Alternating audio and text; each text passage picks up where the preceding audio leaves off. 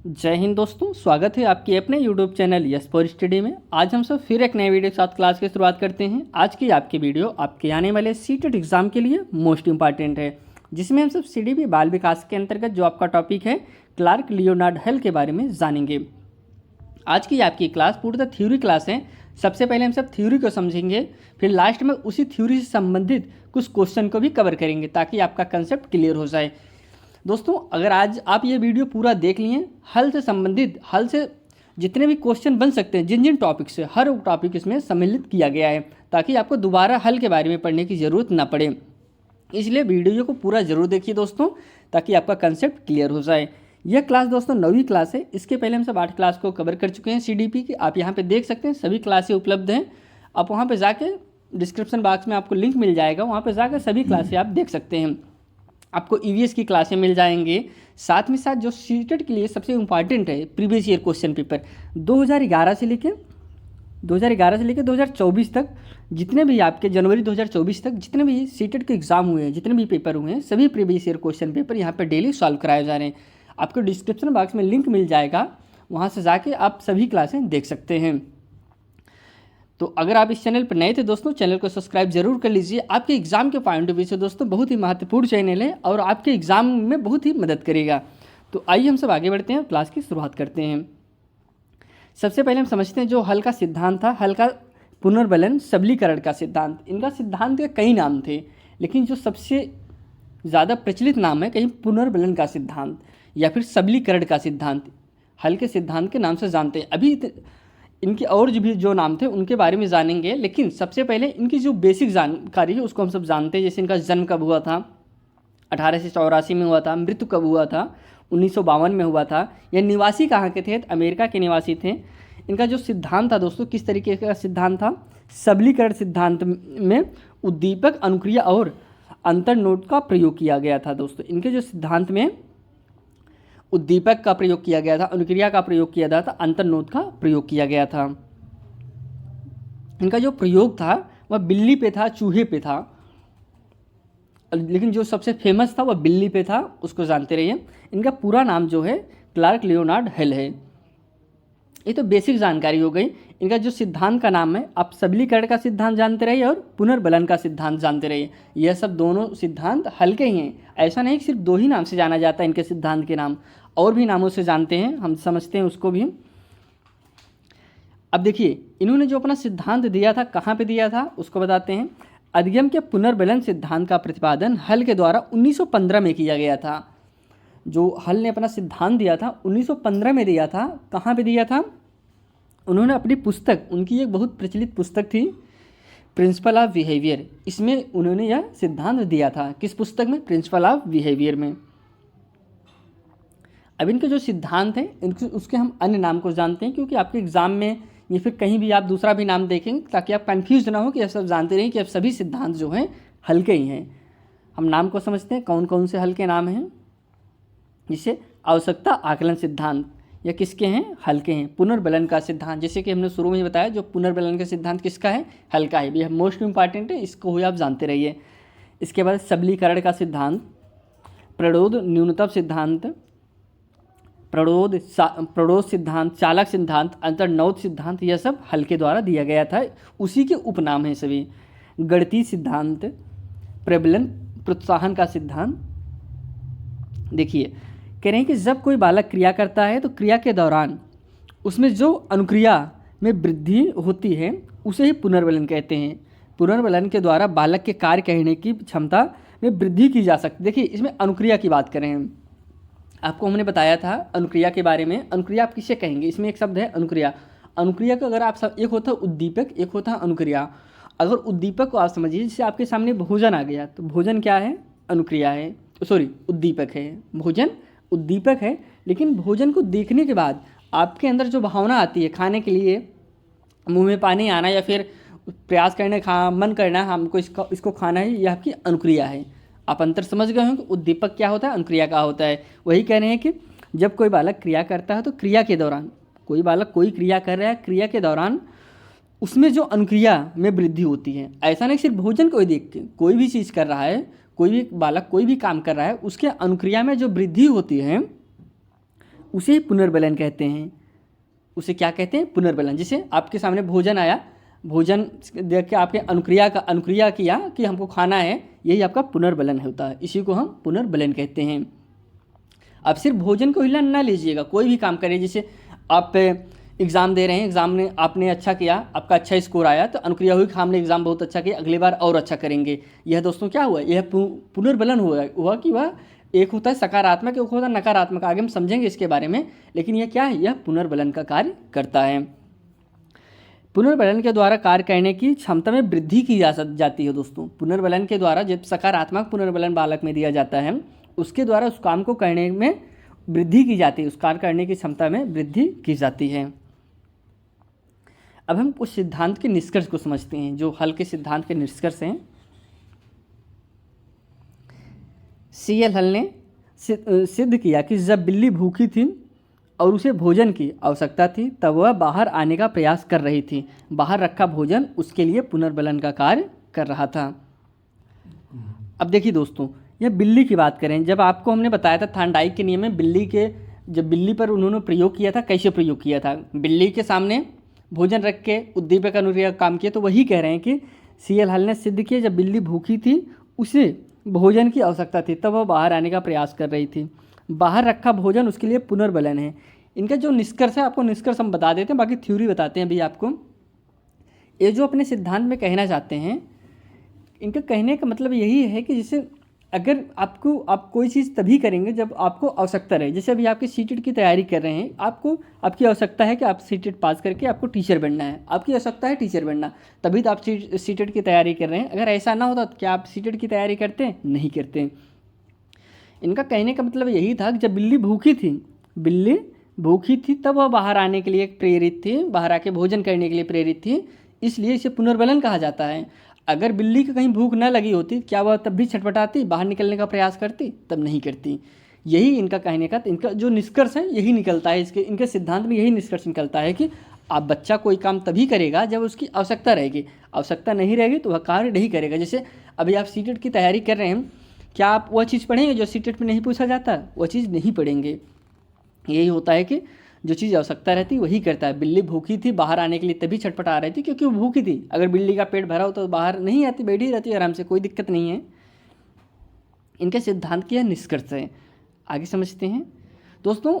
आप अगर कोई भी पॉइंट पढ़िए, इस प्रकार से पढ़ने का प्रयास करिए, दोबारा वो पढ़ने की ज़रूरत ना पड़े। जैसे आप हल के बारे में पढ़ रहे हैं, हल के अगर आपने कंसेप्ट समझ लिया, अब इतना पॉइंट है, हर पॉइंट को नहीं याद कर पाएंगे, लेकिन अगर इनके पॉइंट को आपने निष्कर्ष समझ लिया, निष्कर्ष क्या है, इनका सिद्धांत जो है किस पे फोकस करता है, किस पे बल देता है, इसको समझ लिए तो आप सीएल हल के बारे में कहीं भी बात होगा, कहीं भी पूछेगा तो आप लिख सकते हैं। इनका जो मेन भूमिका है, भूमिका कहाँ पे है? भूमिका यह है कि बिल्ली जो इन्होंने फोकस किया, सबसे ज़्यादा फोकस किस पे किया? बालक कोई कार्य तभी करेगा जब उसे आवश्यकता रहेगी। यह इन्होंने इस पे फोकस किया था। आगे कह रहे हैं, जब बिल्ली ने भरपेट भोजन कर लिया था तो और उसे भोजन की आवश्यकता नहीं थी, तो वह बिल्ली बाहर आने का प्रयास नहीं करेगी, नहीं किया। यही होता है पुनर्बलन। आगे समझते हैं पुनर्बलन का सिद्धांत हल ने दिया, परंतु स्किनर ने पुनर्बलन का प्रयोग किया था दोस्तों। स्किनर ने क्या किया था? पुनर्बलन का प्रयोग किया था।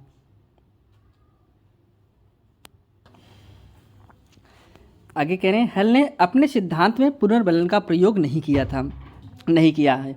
कहने का तात्पर्य, कह रहे हैं पुनर्बलन का सिद्धांत हल ने दिया था। जो यह सिद्धांत है दोस्तों, इसे हल ने दिया था, परंतु स्किनर ने पुनर्बलन का प्रयोग किया था। हल ने अपने सिद्धांत में पुनर्बलन का प्रयोग नहीं किया था। आगे बढ़ते हैं। हल का कहना है कि व्यक्ति या प्राणी उसी कार्य को सीखता है जिससे उसकी किसी आवश्यकता की पूर्ति होती है। जैसे कि मैंने आपको निष्कर्ष में ही बता दिया था, आप कोई कार्य तभी करेंगे जिसकी आप ज़रूरत है। ऐसा तो है नहीं कि आपको सीटेट की तैयारी, टीचर की तैयारी करना है, सीटेट पढ़ना है, आप ऐसा चीज़ पढ़िए जो इसमें ना पूछा जाए। आपको हमको पहले ही बताया, इसका निष्कर्ष यही है।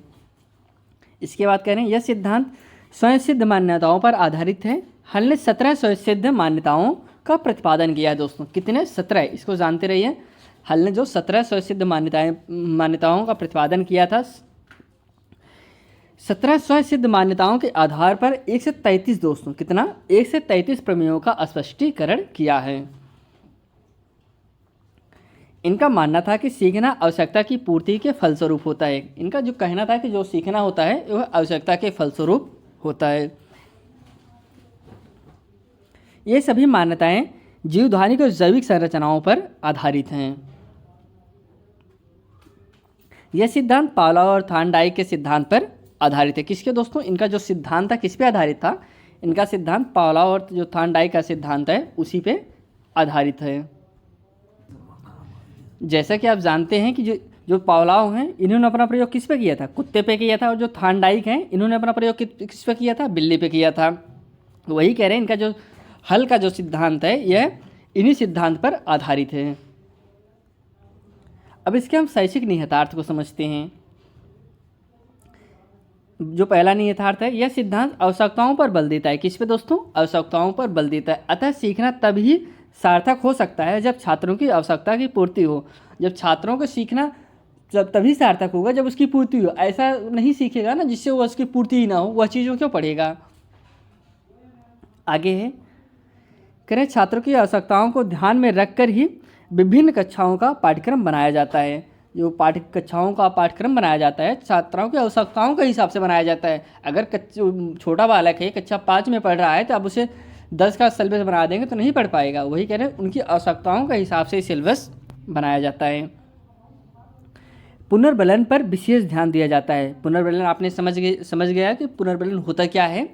अभी इसके बारे में पुनर्बलन के बारे में आपको हम और बताते हैं एक उदाहरण के जरिए ताकि आप समझ जाए। क्योंकि पुनर्बलन ऐसा पॉइंट है आपके सीटेट एग्ज़ाम में, आप चाहे जिस भी सन का एग्ज़ाम पेपर देख लीजिए, हर एग्ज़ाम में पुनर्बलन से क्वेश्चन पूछा ही गया है। बालकों को सीखने की अफ्रीड़ा देता है। इनका जो सिद्धांत है दोस्तों, यह बालकों को सीखने की अफ्रीड़ा देता है।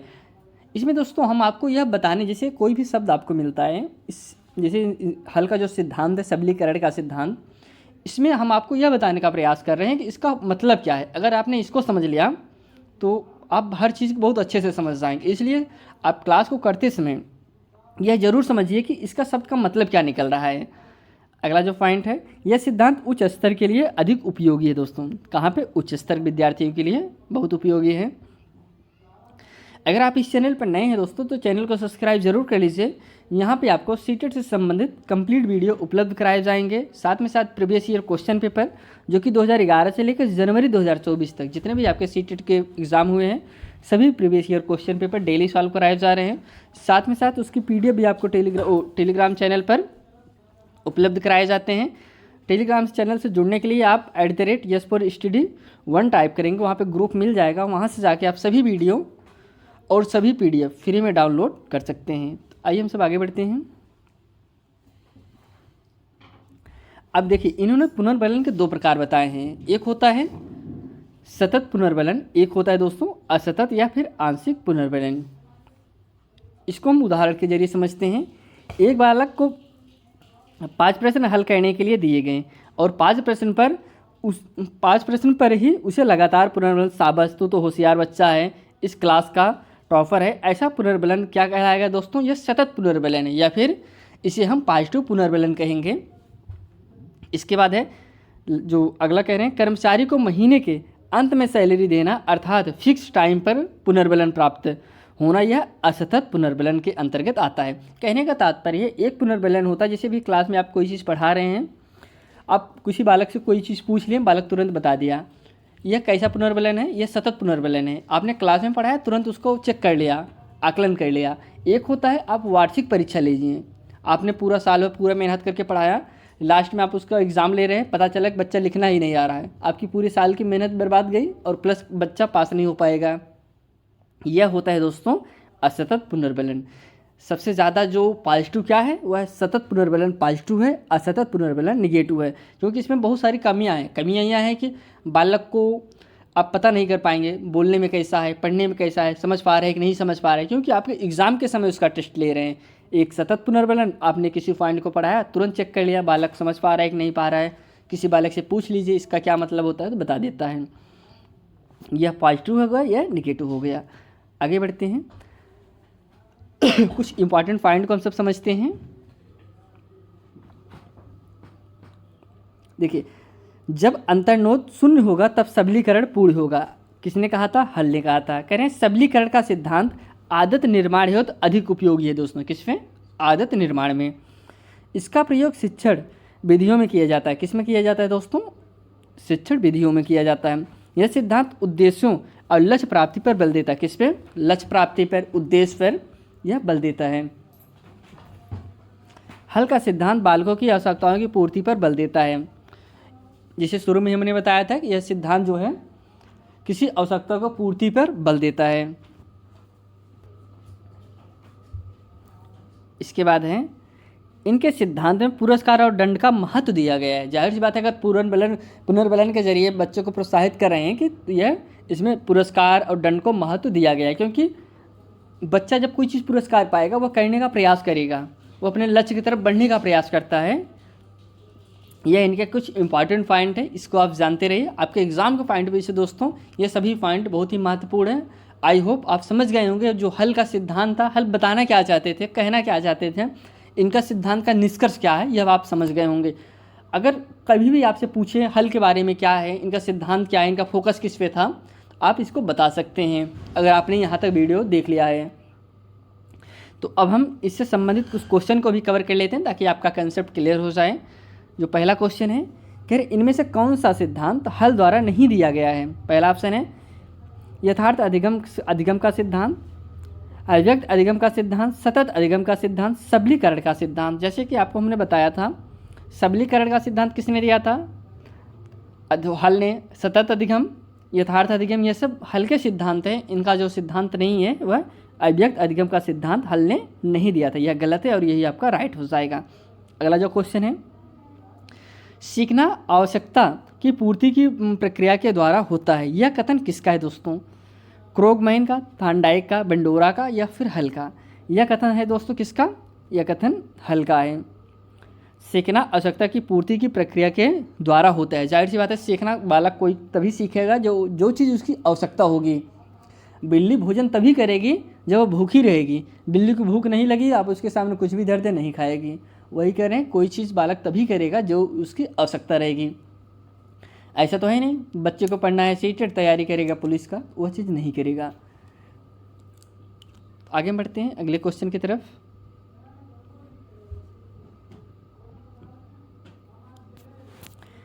हल का पुनर्बलन का सिद्धांत किस विषय वस्तु पर बल देता है दोस्तों? किस पे देता है?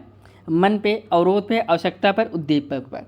दोस्तों इसका जो बल, इनका जो सिद्धांत है, बल किस पे देता है? वह आवश्यकता पर बल देता है। बालक की आवश्यकता जो चीज़ रहेगी वही चीज़ वह करेगा। ऑप्शन ई, ऑप्शन इसमें सी इज करेक्ट आंसर। नेक्स्ट जो क्वेश्चन है, किसने कहा था कि अब तक अधिगम के जितने भी सिद्धांत आए हैं उनमें से हल का प्रबलन सिद्धांत सर्वश्रेष्ठ है दोस्तों।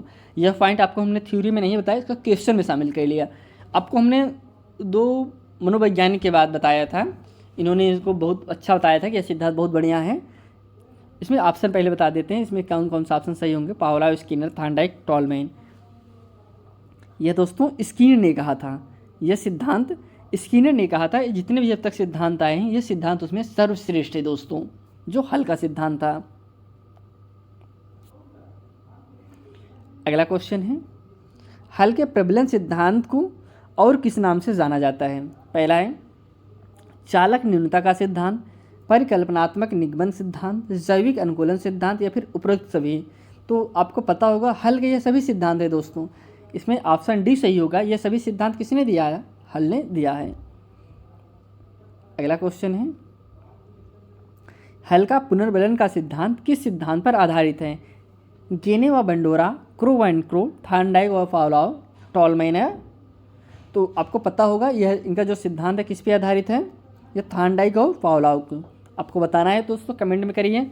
आपको हमने पहले भी बताया था, थार्नडाइक का आपने अपना प्रयोग किस पे किया था, पावलोव ने अपना प्रयोग किस पे किया था? पावलोव ने अपना प्रयोग कुत्ते पे किया था। इन्होंने जो कुत्ते की उद्दीपक अनुक्रिया होती है, अनुक्रिया को जानना चाहा। इन्होंने कुत्ते के गर्दन पर उसके लार ग्रंथिया में एक पाइप जोड़कर वो कोई चीज़ दिखता है, जब भूखा रहता है कोई चीज़ देखता है, उसे देखने के बाद उसके अंदर कौन सी भावना आती है वही पता करना चाहता है कि लार ग्रंथियाँ निकलती है कि नहीं निकलती हैं, कब निकलेंगी।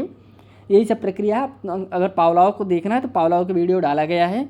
अब पावलाव के बारे में अगर आपने देख लिया तो फिर पावलाव के बारे में आपको दोबारा पढ़ने की ज़रूरत नहीं पड़ेगी। हम सब जितना भी वीडियो पढ़ा रहे हैं दोस्तों इसी तरीके से पढ़ा रहे हैं कि अगर आपने जो वीडियो पढ़ लें फिर दोबारा उससे पढ़ने की ज़रूरत ना पड़े। सिर्फ आप क्वेश्चन लगाइए, आपका कंसेप्ट क्लियर हो जाएगा। यहाँ पे आज हम सब दोस्तों जो आपके हल थे उनसे संबंधित सभी पॉइंट को कवर किया। अगर आप इस चैनल पर नए तो चैनल को सब्सक्राइब जरूर कर लीजिए। यहाँ पे आपके सीटेट के संबंधित टीचिंग एग्जाम से संबंधित सभी क्लासें और PDF फ्री में उपलब्ध कराए जाते हैं। इसी के साथ यह वीडियो समाप्त करते हैं दोस्तों। धन्यवाद।